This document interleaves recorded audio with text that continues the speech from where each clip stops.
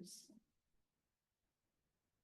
Good morning, friends. I'm Stephen Rhodes. I'm going to be teaching 4 classes on the history of Jerusalem, the Holy City.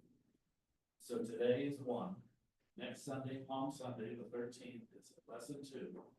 Then we're skipping Easter. We won't have, nobody's having Sunday school on Easter. And then the other 2 will be April 27th and May Sunday. 4th, what's the first Sunday in May? Something like that.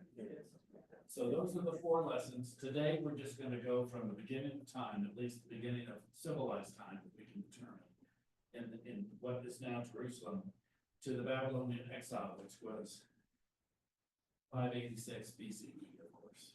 We all knew that, right? 586, right there, right on the ground. Welcome, thank you for coming. I read 2 books about Jerusalem several years ago, and I'll tell you what they are in a second. And I just thought maybe there's some things in those books that I could share with you that would open up what Jerusalem is. And what is Jerusalem? I don't know what Jerusalem is. It's a city in Israel. It's a city where 3 monotheistic religions, with single God religions, the Jews, the Christians, and the Muslims, all believe it's a sacred city. It has important things there. But what is a city? And you know, we're going to talk about some of that stuff. So I'm not going to teach you just plain history. I'm going to teach you some religion, some theology too, having to do with the cities. Now, I've got to tell you that I must be really, really concerned about this class. Because before I got up this morning, I had not 1, not 2, but 3 dreams about going to a place unprepared. The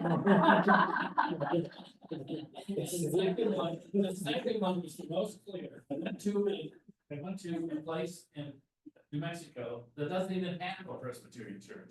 I was supposed to be the preacher that Sunday. I didn't have a shirt on. I had an undershirt on, but I didn't even have a shirt on. I lost my sermon. I had not done a worship bulletin. I had not picked the hymns.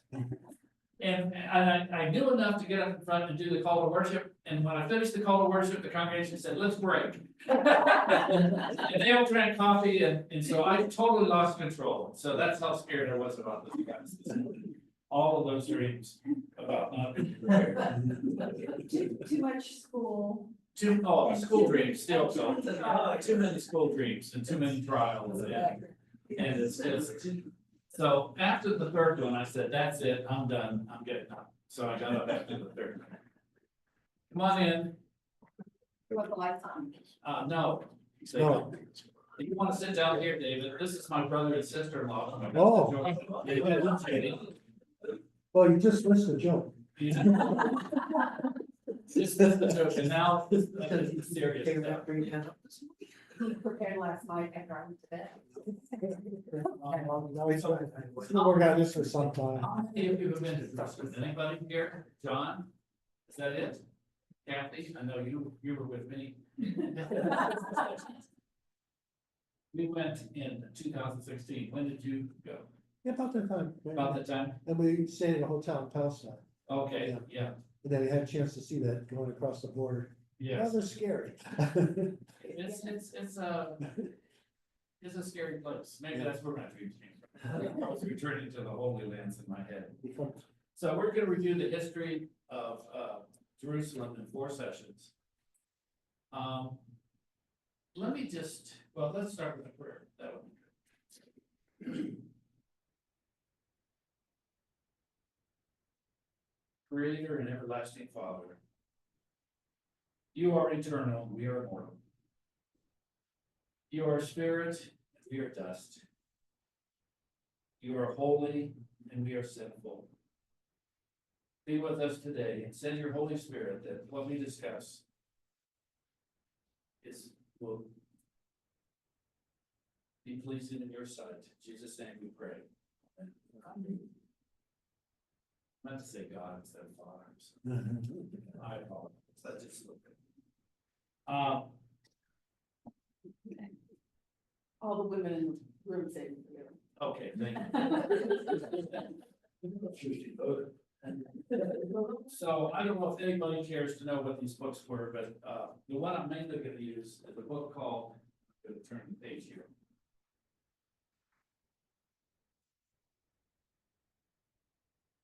Jerusalem, One City, Three Base.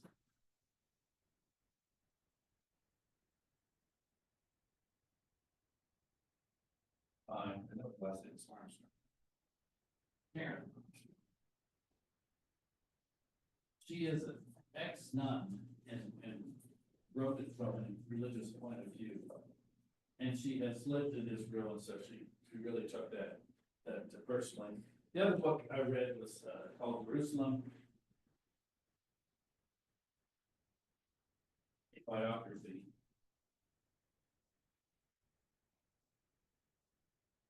I got what this guy's name up to. His name was by Simon.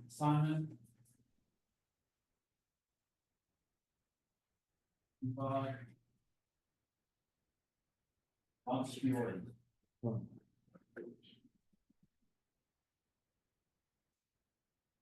Now, Montefiore is a story of his father who lived in Palestine in the 19th century, in the 1800s.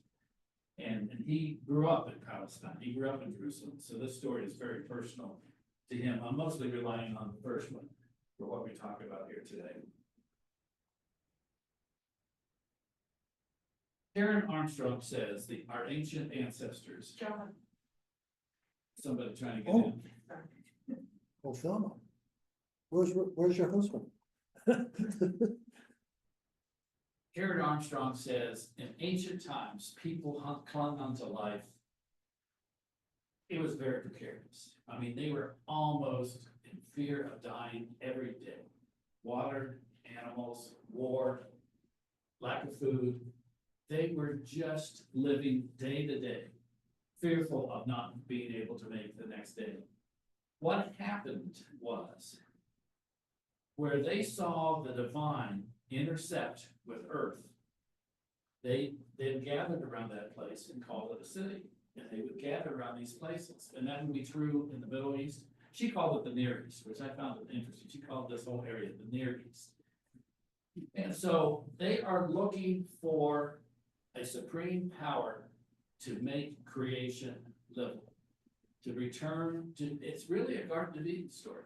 All of these cultures believe in this Garden of Eden story, where before we were set off on our own, we were in a place of peace, comfort, and God was present. A God was present with us. And so where they saw, something, where they saw something divine, they built a city there because they wanted to be close to the divine. Okay, I'm gonna question you now, because you're all good Presbyterians. What do we do to get close to the divine? What do we do to get close to God? What is our city metaphor for being close to divinity, God? Establish a committee. Establish a committee, no.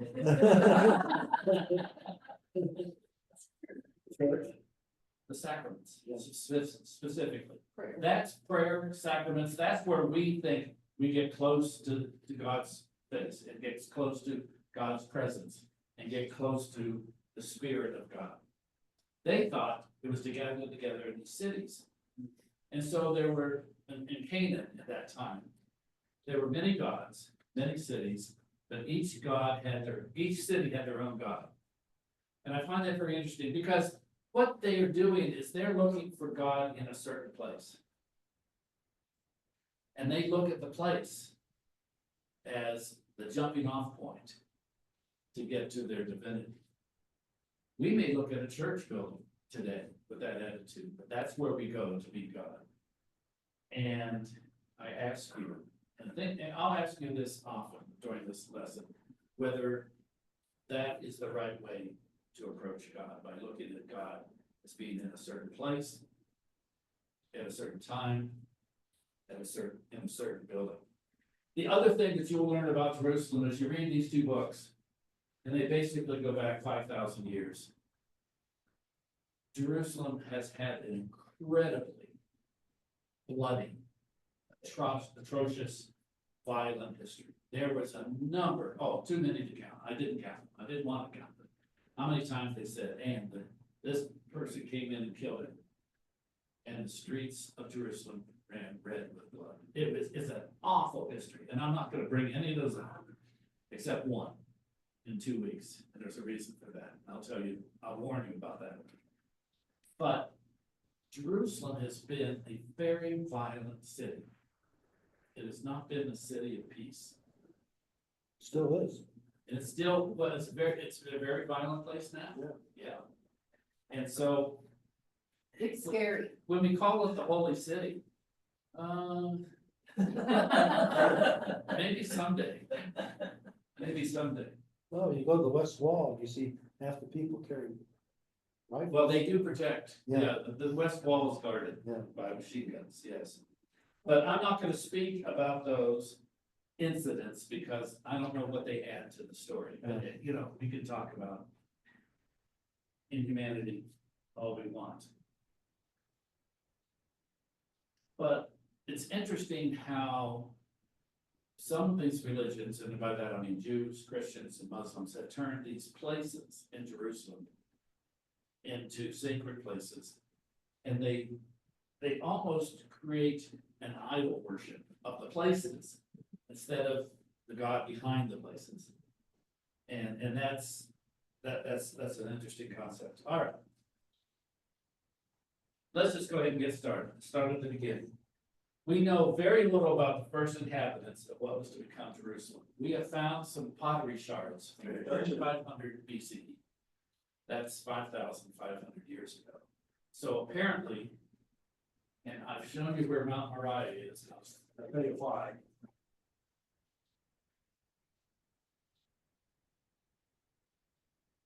This is in the area of Jerusalem, where Jerusalem is now. And when you say 3200 BCE, what does that mean? I looked it up on a timeline. It was before horses and chickens were domesticated in Egypt. It was before the use of iron and papyrus in Egypt. This location, Mount Moriah, is in the highlands of Israel. All right. Highlands of Israel. Here's the Mediterranean Sea. And Mount Moriah, and okay, here's the Sea of Galilee up here. This is just a depiction. Here's the Dead Sea down here. Mount Moriah is in the highlands. And the important thing about the highlands is nobody lived there. The trade routes from Egypt to the Far East all came up the coast. And then would cross where we would now say Nazareth is, just north of the Sea of Galilee, Capernaum, and then go on from Syria, Damascus, and on to the east. This is where the money was along the trade route. This is what Egypt cared about, maintaining these routes to the Far East. Jerusalem was really kind of ignored for a long while. It wasn't important. It wasn't highly inhabited. It was a difficult place to settle, and it was outside the main hub of the country. Canaan was populated by cities cut off from each other. Few people lived in the highlands. If you were to say who had sovereignty over Canaan back then, you'd say Egypt, but it was very soft. Egypt was pretty far away and didn't. When it was powerful, it had more control. When it was less powerful, it had less control. All right. When did Abraham come to Canaan? 2091 BCE is our best estimate. So 2,000 years before Christ. And he settled in Hebron. Hebron is southwest of Jerusalem. In fact, I will tell you that we don't know that Abraham, Isaac, or Jacob ever settled in Jerusalem. It doesn't appear that they ever did. When Joshua brought the Jews up and conquered some of Canaan, he didn't conquer Jerusalem. And we'll get into who did. Hey, could you draw Jerusalem on there and Hebron for me? Well, Hebron's down here.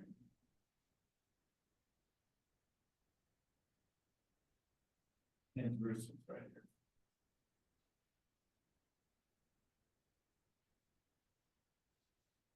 Hebron is here. You know, one of the ancient cities of trade route was Gaza. Gaza was an ancient city, it was a trade route, way back then.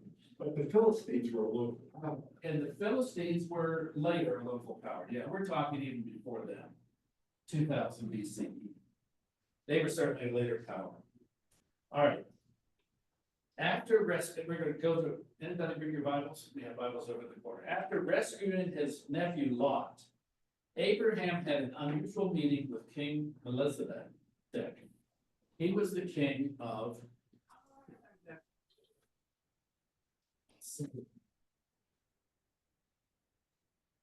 And if you turn to Genesis 14:18-29, you'll read the story of Abraham and his encounter with King Melchizedek.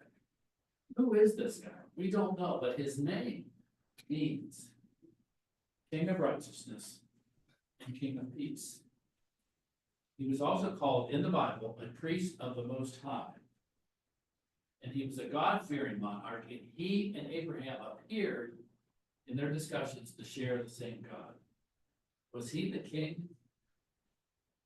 A precursor to Jerusalem? Was he the king of Salem? We don't know, but why is he in Genesis? Why did they even talk about it? They don't talk about Abraham and everybody, but they bring this up and Abraham pays him a time. And there seems to be honor and respect towards that king, who is the king of Salem. So you wonder if there's a connection. Melchizedek is also mentioned in Hebrews, I believe. The Jewish people see some connection with this king, and all we know about him, absolutely all we know about him, is 10 verses in Genesis. Then he just disappears from history. Now, this is also interesting. He recognized God as creator of earth, heaven and earth. And so they were sharing this same, seemed to be sharing this belief in the same God. And this is 2000 BCE. All right, later Abraham and Isaac were sent by God, Genesis 22:2, to kill Isaac. And guess where they were sent? To the land of Moriah. Could that mean that Isaac was bound to be sacrificed at this very same spot? Because what happens is David buys this threshing floor from a Jebusite, and that's where Solomon's temple was built, right next to Mount Moriah, or on Mount Moriah. We don't know because when Herod built I'll call it an Acropolis, when he built this temple mount, he destroyed the mountain, so the mountain is gone. He built right over top of it. And so, you know, could it be that Isaac was placed to be sacrificed on the same mountain where the temple was located? The Jews believe that. The Jews believe that. If you look at 2 Chronicles chapter 3, verse 1, maybe Kathy, you could look that up for me. 2 Chronicles, Old Testament, 3. 3, What? verse 1. Verse 2 one. Chronicles, yeah. Then Solomon began to build the temple of the Lord in Jerusalem on Mount Moriah, where the Lord had appeared to his father David. It was on the threshing floor of Araunah, the Jebusite, the place provided by David. You begin to wonder whether there's a connection.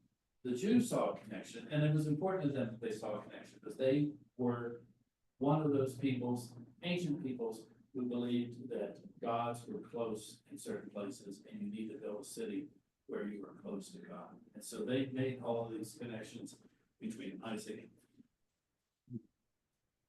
All right, eventually, the cities began to grow in Canaan, and they became city-states. They were never a nation, they were just various city-states. We then hear about something called the Gihon Spring.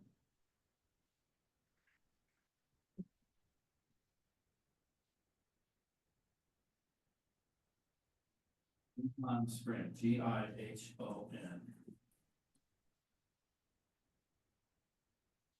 All right, it's right here. This is very close. And the Jebusites built a tunnel to bring the water into their city. the Jebusites.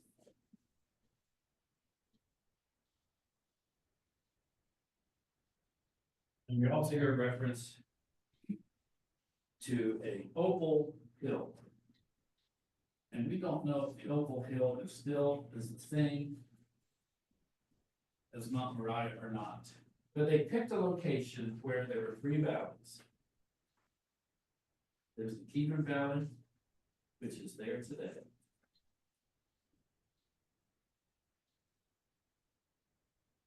Say that word again. Kidron, Kidron, and we still call it that today. And if you want to know right now, Kidron Valley, Temple Mount, right on it.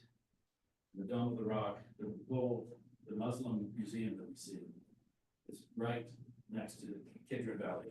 If you want other reference, the Garden of Gethsemane is in the bottom of this mountain, where Jesus had his prayers before he was crucified. But we're back way before that. 3 steep valleys. Kidron Valley to the east. The valley of Hinnom, Hinnom, also called Gehenna.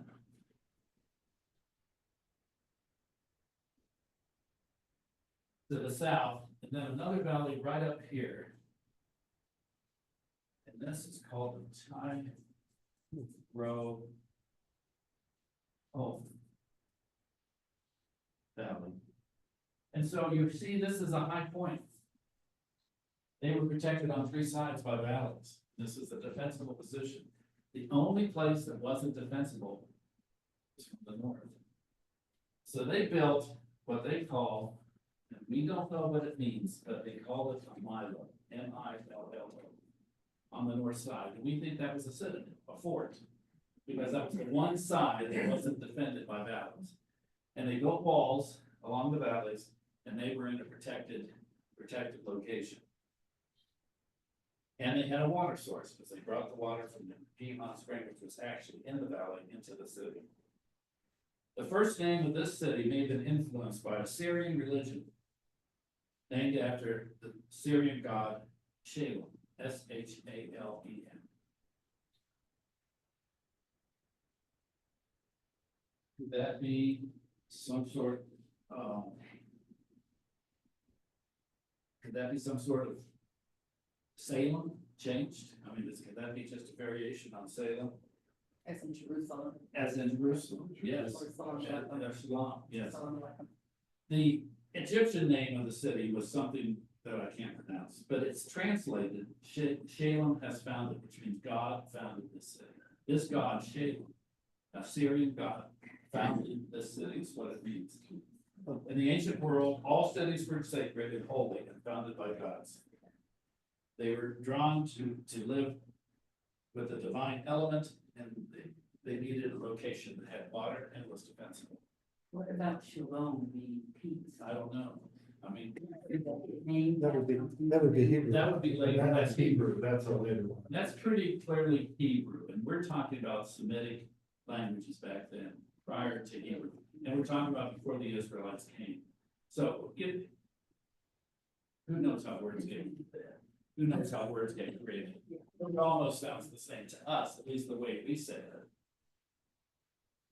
So it has a different meaning, it wouldn't be equivalent. It's What- not. What that religion was saying about this place, it's a different than the Jews were describing.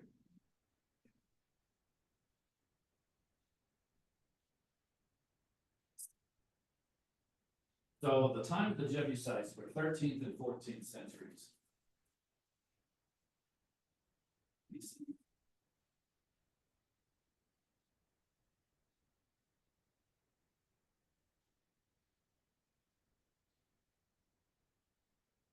Told when Abraham came to Canaan. Later, the Israelites, of course, all moved down to Egypt, and we think that famine was about 1750 BC.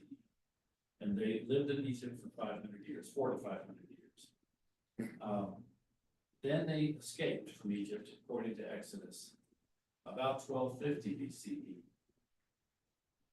And they hit Canaan 1200 BC with Joshua. And the Jebusites were here and they never attacked this, they never tried to take the city. It was too well defended.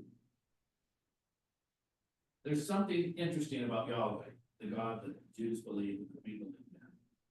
All these other gods all were tied to a mountain or a city, and they couldn't go anywhere. Yahweh traveled with the Jews. Yahweh traveled with the Israelites. He was a mobile God. He went with them in smoke and fire during the Exodus. He asked for a tabernacle to be built so he could, his presence could be with the people at night. Yahweh was different. Yahweh was different. You're traveling the yard, right? Yeah. The ark- And then eventually they believed his presence was in the Ark of the Covenant. Yes. But he led them out, and so they followed him, and He was their leader. the other nations knew that they were coming, because they had heard of this group that followed Yahweh. So now that we're in this arena, we can talk about the Philistines to the west. And the Ammonites and the Moabites to the east and south. This is of where the Israelites were, and they became scared that they were surrounded by enemies, and who would help them defend them? And so that's when they asked Samuel for a king. Will God please appoint us a king? We need to have an efficient army following a king, and that's when Saul was ruled over Israel. But he was not from Jerusalem. Saul was from Gideon, where he ruled from. And after Saul, of course, after Saul and Jonathan dies, David becomes the king. Now this is straight from Karen Armstrong. David is one of the most complex characters in the Bible. This is how she No kidding. describes him. Poet, musician, warrior, rebel, traitor, adulterer, terrorist. Those are her adjectives. Yeah, that's about everything you can be. When Saul died, the Israelite nation was divided into two. You had Israel to the north, you had Judah to the south. David was originally made king of Judah, which is the southern kingdom. Then the king of Israel was murdered, and David became ruler of both kingdoms, Israel and Judah. And guess what was in the middle? Yeah. Jerusalem. And he wanted Jerusalem to be the capital of the United Kingdom because it was right in the middle. Hmm. So, at this point, well, I didn't tell you this, we talked about cities. This city was made up of 9 acres. This is not a very big hill. This is not a very big city, 9 acres. It's a very small city. And so David came and attacked Jerusalem, and the story in the Bible is one of his soldiers came in this waterway into the city, popped up through the water well, and they surprised the Jebusites and took the city. And David called the city the Ir of David. Guess what? No one else called it that. Nobody liked that name. That never caught on. But the word Jerusalem caught on. And so they took Salem and put Jerusalem on it, and it became Jerusalem. David's city was about 15 acres. And that's all. He had a palace and houses for the military and civil personnel. It perhaps held about 2,000 people. Now I will tell you this because Karen Armstrong tells me this. For years, for hundreds of years, everyone believed this city was over here. And what was called Mount Zion. If you read the Bible, you hear about Mount Zion. And this hill is part of the western hills of Jerusalem, and it's actually higher than Mount Moriah. So if you were going to pick the highest hill in the area, you would pick Mount Zion. They thought David's city was over here, and they found a place that they called the Tomb of David, and they found a place where they put up David's pillar. And it was about 200 years ago that we realized it was never there, it was always over here. And so this has always been confusing when they say Mount Zion. Well, are you talking about this Mount Zion, or are you talking about the Zion that refers to the temple? It was never real clear. But we now think we have it figured out. When Kathy and I went, went down an excavation over here. And they found a large, they called it something, a large stone structure, and they thought that was David's house. His palace, over here. I think it was interesting when we were there, and I don't know, John, if they told you this as well. I can't remember who it was that came through and said, you know what? I'm gonna just name this place as this place where Jesus was born, I'm gonna name this Oh, yeah, place. that was, Alexander's mother. Yes, Yeah. Constantine's mother. and so that was really, Yeah. Yeah. we think those places are there because she said, okay. Yeah. I'm going to stop the controversy, that's where it is, that's where that is, this is where this. There was a lot of that during the, And that's 400 AD, so Yeah. 400 years after all these events, she asked local people, where did, and this is where they were told. And we'll get into that, because we still don't. All right, then, David's buying the threshing floor site from Arenanu. Yeah, That's in 2 Samuel 24. And we believe that's the threshing floor was right here. He bought it from a Jebusite. It was flat. Think he bought that land to build the temple. So, if you ever want to read David building the temple, or David planning to build the temple, I found it very interesting. 2 Samuel 7, 1 through 5. When David says he's going to build a temple, God's reaction is kind of strange. And I ask you, did David build a temple for God, or did God ask David to build a temple? Or God asked Solomon to build a temple? It's not really clear. God kind of said, you know, I don't need to live in a house. And this is kind of, I moved with you from the Sinai for 40 years in a tabernacle. I mean, a house is fine, but I don't need a house. I almost wonder whether David built a temple because everyone else in the neighborhood was building a temple to their gods and thought that his God deserved the same respect as everybody else's. But I'm not sure the God that we worship said, I need a temple. That's not clear from these conversations. There's kind of a little bit of, this is David, and the prophet's name is Nathan that he's talking to, and God. And between David, Nathan, and God, it's not real clear, at least it isn't clear in the Bible to me, that God said, I want a temple. I think it was David said, I'll give you a temple. And I wonder about that. In a sense of the way the temple got interpreted later.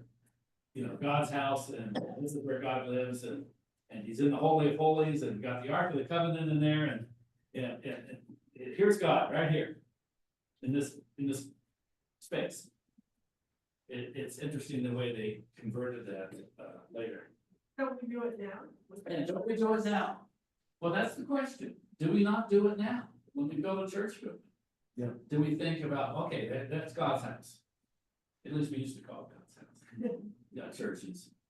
And is that our attempt to say that's where God is, and now we'll go out and do our jobs? Go out and do whatever we want to do. And we know where God is, and we'll go see him next time. It's interesting, it's like. We know where it is. And visiting hours. Yeah. Only Sunday morning. But that's interesting that we as humans have this tendency to try to box in our lives and put them in their proper place, that we honor them, but, oh, don't think that you're in the market. Don't think you're out of the world. Don't think you can change the way I live. David was given the plans by God on how to build the temple. David pulled all the materials together. But God said he will not build. And we really don't know why. Of course, people say it was because David was a violent man. That's not really there. That's kind of implied. And so Solomon built the temple here on Mount Moriah in 970 BC, 1,000 years before Christ. so did we just do 1,500 years of history? We did 2,200. 2,200. 1,200, 2,200. David, of course, was a very successful warrior. He gained a lot of land, gained a lot of prestige. Jerusalem became very rich. And became a cosmopolitan city. So we're pretty sure that the temple was built on the threshing floor of the David plot. Guess what else was built there? Solomon's palace. He built his palace right next to the temple. And his palace took twice as long as the temple. The Bible makes that point. That they spent twice as much time building Solomon's house as they did God's house. And there were other royal buildings up on this Temple Mount, even back then. The House of the Forest of Lebanon, the Judgment Hall with a magnificent ivory throne, a treasury, and a special palace, you'll like this, for one of his wives. He gave his wife got a house on the hill. Solomon's temple was associated with Mount Zion, and that's where this Mount Zion naming thing started to get confusing. Where was that? But that was here. So to them, this temple, to the Jewish people, this temple became a radically different place from the surrounding territory. Entry into the temple was like entering the garden of Yahweh, or returning to the garden of Eden. That's what they thought. Now, the temple was, we know some of how it was built because the instructions are in the Bible. But there's no part of Solomon's temple that exists. After the Babylonians destroyed it, it's all been lost in history.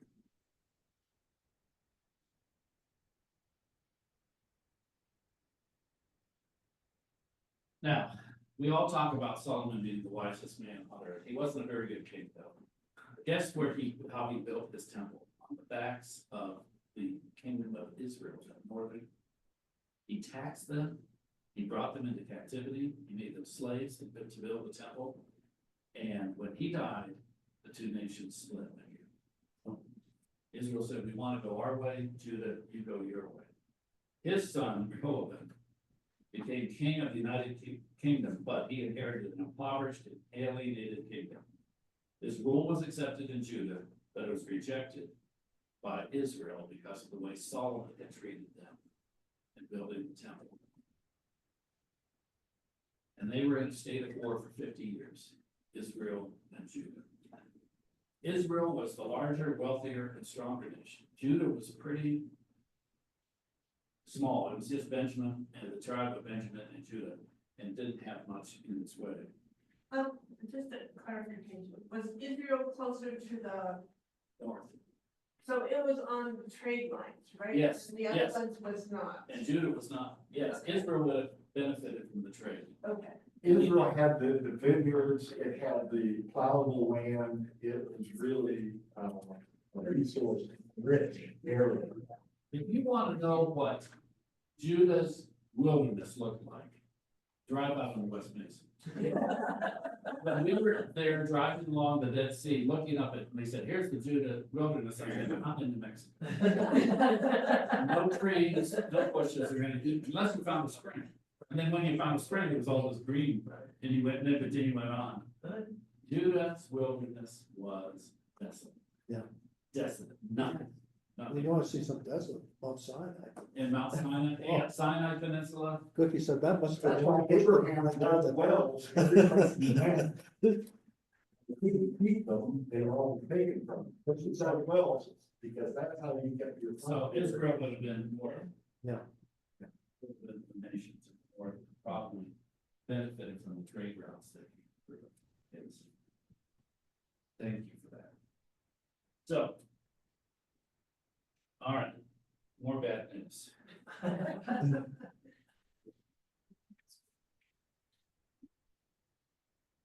It's a lot of bad news.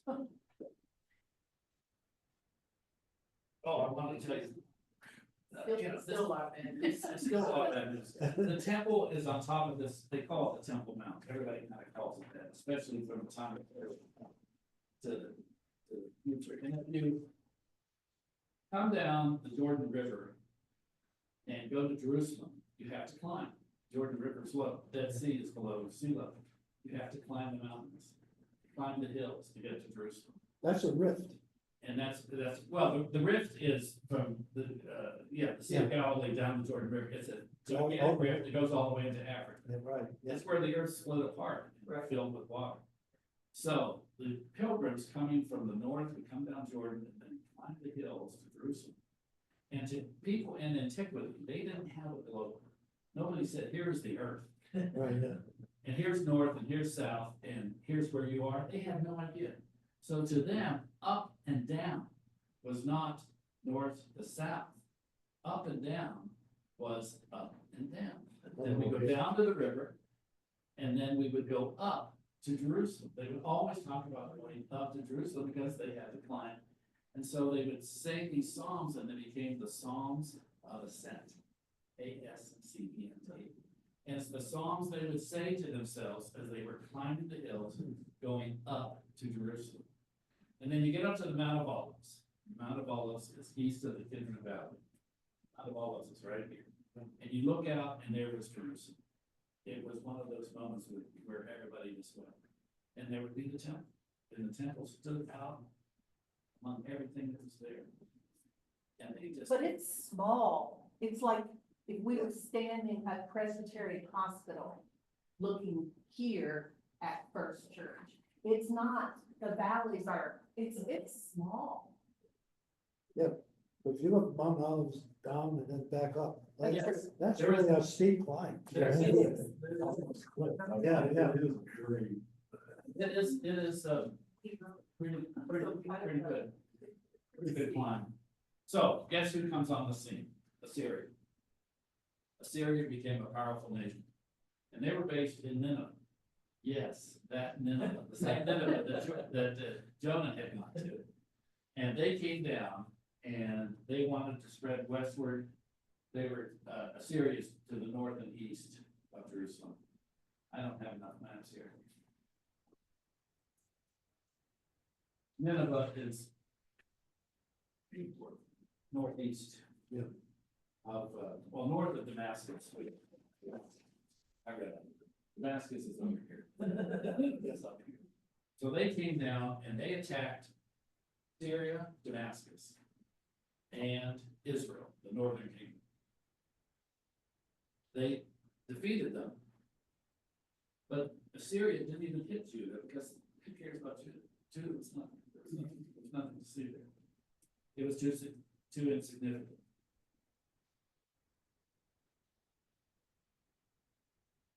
Then came the great prophet Isaiah. He came about 740 BC. And is that right?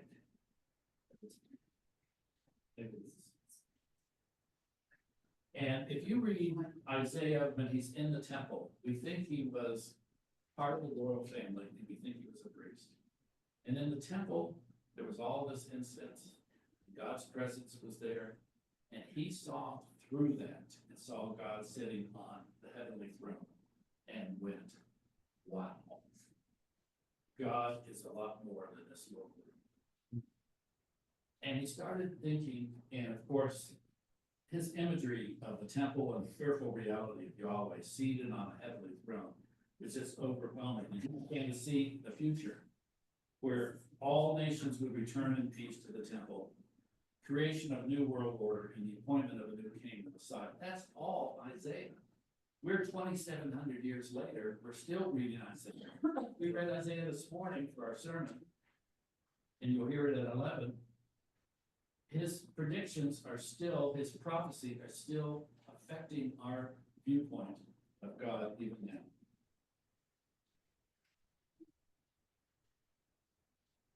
Assyria came back. They came back to take Judah. They surrounded Jerusalem and besieged them. And this is when Isaiah said, King Ahaz, don't do anything. God will protect us. See the mother who is with child. This is Isaiah 7:14. This is one of the messianic prophecies. She's going to have a child. He will be blessed by God. God will protect us. And of course, it turns out to be Hezekiah and not the Messiah, but King Hezekiah was their son. Assyria's army disappeared one night, went home. We have no idea why. Assyria went home, they gave up the siege. With nothing more, they had done nothing. They were the most brutal nation that was in that area. They desecrated every nation that they tried to take. And they didn't take Jerusalem. Some people suggested they had the plague. They talked, the Bible does talk about, and God sent an angel into the Assyrian army and they left. That's all it says. They left. Well, guess what? What did that mean? That means God was gonna protect them. Yeah. From any enemy, Forever. forever. And so they turned that good thing, that miracle that God did for them, and it became part of their worship. No one can take us. We are indefensible. Or we never be talking about anybody. We've got God. And God lives in this box, in this house. And you can't take it. Because God won't let you. And it became. And they didn't care about compassion or justice. They didn't care about they didn't, aren't concerned with the widows or the orphans. All they said was, we can live our life, do whatever we want, and God will protect our hill. And Isaiah said, no, that's not the purpose. Jeremiah said, no, that's not the purpose. You're supposed to be godlike and treat others with compassion, justice, and love. And they wouldn't listen to it. Hezekiah built a 1,700-foot tunnel in this spring to the southern part of the city. It's called the Pool of Siloam. He also had some good victories, military victories, and then he became overconfident. And he went, I'm king of the world. I've got God on my side. There's no way anybody can take me. You're impregnable. The next king after him was Manasseh. Manasseh. Everyone, he ruled for 55 years, and everyone that's ever looked at him agrees he was the worst king ever. He was the worst king of Judah ever by far. He brought Baal worship, Baal, back into the temple. He instituted human sacrifice in the valley of Hinnom. Gehenna, that means hell. They associated that valley with hell from that point on because of what Manasseh did with human sacrifice. The priests and followers of Yahweh reacted in horror. And they began to argue that they should only worship Yahweh, and there should be only one place to worship Yahweh, and the only place you can worship Yahweh is the Solomon's Temple in Jerusalem. Then King Uzziah came, and he actually repaired the temple. The temple was 300 years old at this time, and as far as we can tell, it was in disrepair. Now, Hosea was a believer in Yahweh, but he twisted their religion a little bit more. He decided the first 5 books of the Hebrew Testament would become the Torah. Genesis, Exodus, Leviticus, Deuteronomy, and Numbers. Those are, is it Numbers, Deuteronomy? Yeah. I think you're right. So those first 5 books of the Bible were the Torah. And the law of Moses should be the law of the land. So they decided to get rid of all the idols. And he would go up into Israel and get rid of their idols and tear down their altars. They became zealots against idolatry. Idols were an obscenity and an abomination. He attacked Israel and destroyed and obliterated all of the altars of the northern kingdom. This was cruel and fanatical intolerance, in the words of Karen Armstrong. The goal was to make Zion the one and only shrine of Yahweh, right here, and hold the whole of Israel and Judah. All other holy places were being destroyed and desecrated to preserve this central sanctity. He even tore apart Bethel. You know where Bethel's named after? That's where Jacob saw Jacob's ladder. That's what he called it Bethel, which means God was here. And Josiah even destroyed Bethel. How dare they build a royal temple in the northern kingdom? How dare they challenge Jerusalem? This was very much dominance of Judah over everything else. Jerusalem over everything else. His reforms inspired destruction, death, desecration, and dispossession to the honor and integrity of the holy city, was paramount. And guess who's coming? Nebuchadnezzar. He's on his way from Babylon. He's the king of Babylon. He defeated Assyria and Egypt, and Babylon became the greatest power in the Near East. He besieged Jerusalem in 597 BCE.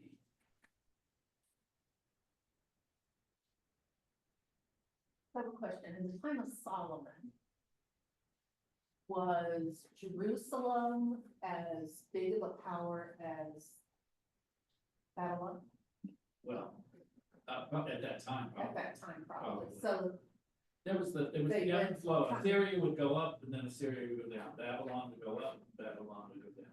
Israel would move up, Israel would move down. They had times of plenty and times of. Like all human history, there are people who come up to power and then they fall away. But somebody else moves into that vacuum. They certainly do. It only took him 3 months to take the city of Jerusalem. But he did not kill everyone in the city of Jerusalem, and he did not destroy the city.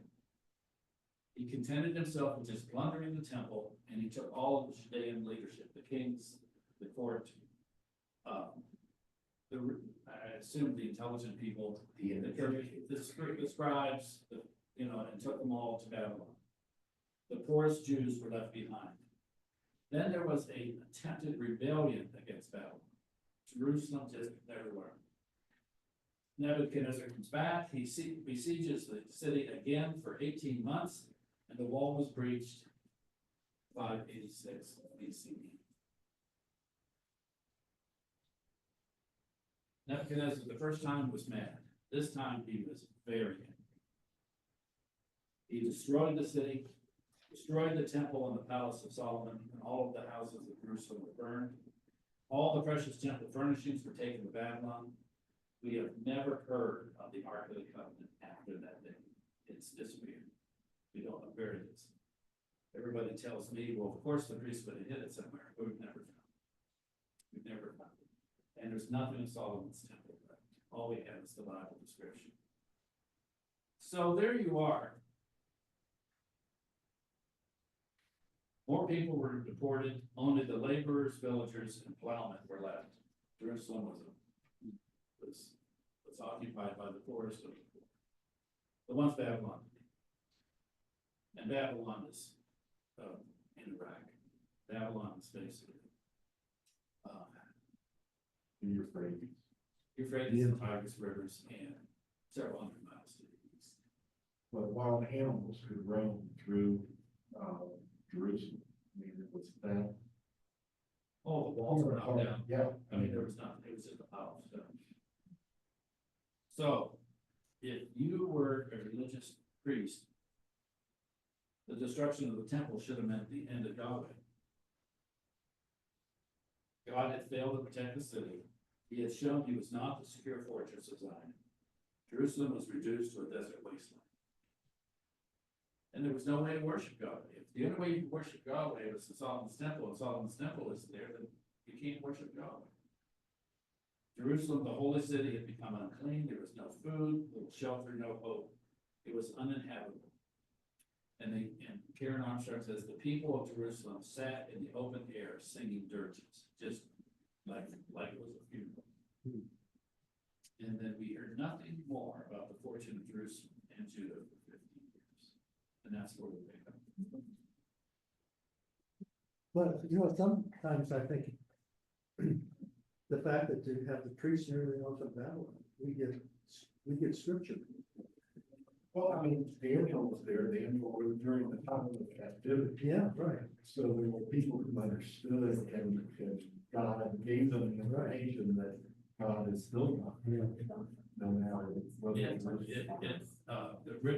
the intelligent people were in Babylon, and Yeah. they started to work this problem. All right, Solomon's temple is destroyed. Yeah. Does that mean God is dead? Yeah, right. Or does that mean And that's where we think most of the Old Testament, the Hebrew Testament is written during the Babylonians. That's right, that's what I understand. And That's so, what you're saying, wasn't it? and that's when they started to have this concept that we caused our own destruction. God allowed us to be exiled because we weren't living a life of compassion and justice as God wanted us to. And we can, and God is bigger than the temple. God is bigger. So, all right, thank you for coming. We'll see And you. you. Yep, we'll go on. And it gets worse. It doesn't get better, it gets worse.